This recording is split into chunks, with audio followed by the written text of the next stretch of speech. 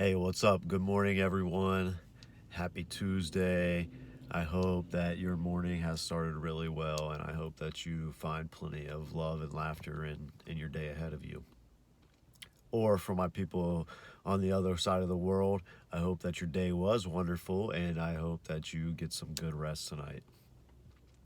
Today, I wanted to talk about God and what God is to me and what how we are basically a microcosm of the greater and the cosmos, and how surrendering to the cosmos and God is basically just surrendering to your higher self and higher knowledge of what divinely is put in your path for lessons to be learned. So, you know, first to start talking about God. God to me is we are created in the image of God. So when you hear that, automatically man thinks of another human being, and God is has arms or legs, or God is male or God is female. And when you hear that, to me, when I hear that, seeing that we are created in the image of God, is we are created in a frequency of God, and God is just a frequency and energy, the pure source of all of reality, and that is just of love and pure intention, and that is being created of the image of God, because the image and frequency of God is just pureness and love and abundance and surrender and whatever other human words you want to put into it. But when we've got to get away from thinking that God in the image of God is not human. It's on a soul level, and it's on a energy standpoint. It's on a frequency level, and I want to, you know, try to help some people that are really struggling with surrendering, and people that are worrying. And I'm just as guilty as the next person about worrying, but I'm slowly learning to really create your reality. One must surrender. And when I say surrender, I mean surrender to the creator. Basically is just surrendering to yourself, knowing that self will be taken care of if you don't force things. And when I say taken care of, I also don't mean you're going to get exactly what you want, because we are sent here as souls, and manifest as humans to learn lessons. So essentially, Earth is a soul school, a school for the soul.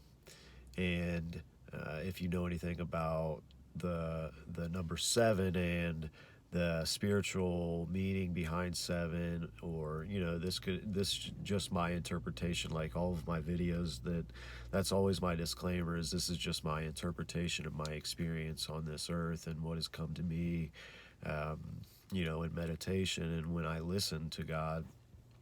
But the law, or not the law, the number seven is very significant in this manifestation, and you see it all throughout all of many religious practices know the significance of seven. And when I talk about ascension, there are essentially seven grades, if you will. If Earth is a school for the soul to learn everything that encompasses the Creator and all experiences, good, bad, or indifferent, essentially there are seven grades, and those seven grades are the seven levels of ascension that you incarnate on this earth, and the seven levels that you have to climb. And when you first start and you first incarnate in this world as a soul straight from the source, you start at that bottom spot. And you and these things directly correlate with your chakra systems within your body. There's also 7 main chakras in your body that, start at the root chakra and go all the way up to the crown chakra, which is the 7th level of enlightenment. And that's when you get to those higher chakras and you operate from those higher frequencies of those chakras. You start to get the universal knowledge and the universal happenings start to come to you in a way that you can interpret in this human manifestation. And basically you ascend and you go back to the source after your seventh level or your 7th grade. You graduate back to the source. And what you'll find is your first incarnation is strictly in this physical realm, and you have no understanding of divinity or past lives or your soul. You are strictly you're strictly stuck in the matrix, basically, and experiencing, you know, some may say that when your first incarnation, you face some of your hardest lessons in your life, because you're at ground level. It's rock bottom, if you will. And when you start to put labels on all this and you really start to think about it, it all means the same stuff. And rock bottom could mean many millions of things, but what what is really beautiful and what people need to understand is that when you learn these lessons and you climb these levels, which you don't necessarily climb a level every time you die. The lessons must be taken in, and the lessons must be learned and observed and gone through, not around, to reach that next level. And that's what a lot of people that are suicidal don't necessarily understand, is what a disservice you're doing to your soul by doing that. And I feel bad more for the soul being than the human being that takes their life, obviously, because their human body is no longer, but their soul has to go back and rewrite another contract to experience the same lessons that they just tried to escape. So essentially, when you think about suicide and you think about suicide on a soul level, basically you're just hitting the reset button to go back and re-experience all these things that have led you to the dark thoughts of suicide. So if you are suicidal, that may be a different perspective on suicide that may make you rethink your decision, because all you're doing is hitting the reset button. So just please keep that in mind. And I when I talk to people that are worried and at rock bottom, if you will, when I talk to people, I ask them, do you pray? And they always say yes. And they always, oh, absolutely, I pray every day. I pray every day.